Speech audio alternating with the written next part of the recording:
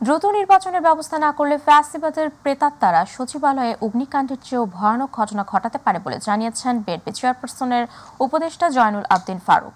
সকালে জাতীয় প্রেস ক্লাবের সামনে গণতন্ত্র ফোরাম আয়োজিত অবস্থান কর্মসূচিতে তিনি এই কথা বলেন।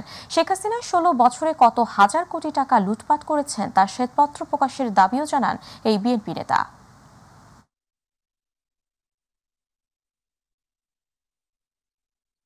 যদি এখনো সময় ক্ষেপণ করেন, এরা আবার জোরে সোরে শুরু করবে।